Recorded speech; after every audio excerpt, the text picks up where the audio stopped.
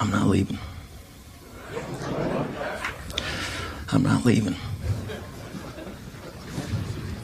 I'm not fucking leaving!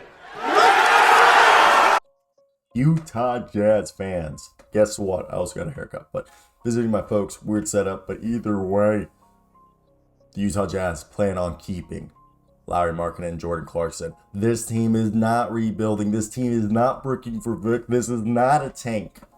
Danny Ainge is too old for that. Let me hear your thoughts down below, Utah Jazz fans. 12-7, second in the NBA Western Conference.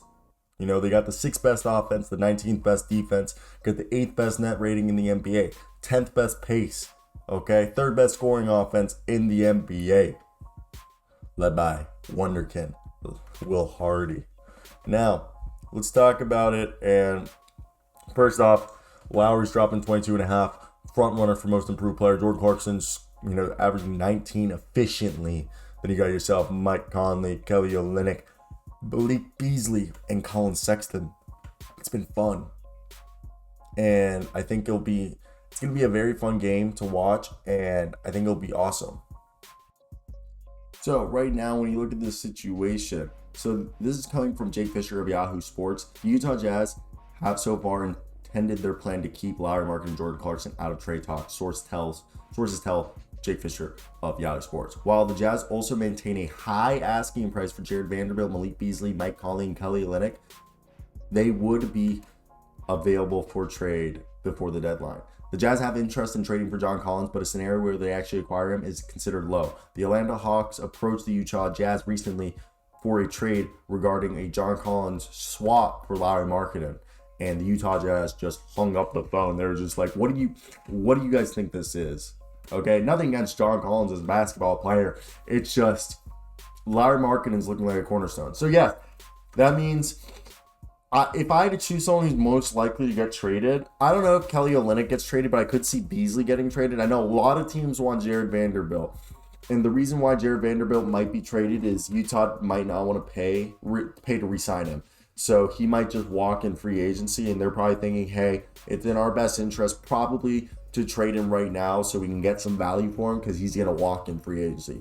Mike Conley's got another year. I think he's a bit harder to sell. I have said that, if you could do Mike Conley and a pick for John Collins, I doubt that Atlanta would want to do that, but it'd give Atlanta a backup point guard. That's why I've also said maybe a John Collins, Bogdanovich trade for Mike Conley, Malik Beasley, and I think you could fit Kelly Olynyk in there for those 3 guys, and then you send over John Collins and Bogdan. Again, those are very unlikely deals because I don't think that benefits the Utah Jazz here. Because the Utah Jazz, what they're doing is they want to be put themselves in a position where next year they can not only draft the player to help them win immediately, but also use their picks and assets to trade for a superstar that might become available. And that's a lot harder to do than, it's easier to set.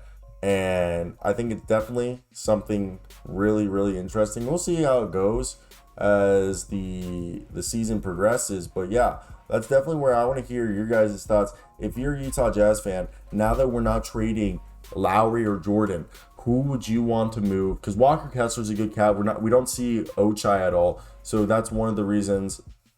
And I think it's definitely something that with more and more time, it'll be interesting to see how it plays out and why. But I want to hear your opinions down below. What do you guys think of this situation? Real quick, I just want to spend this last minute. First off, NBA show.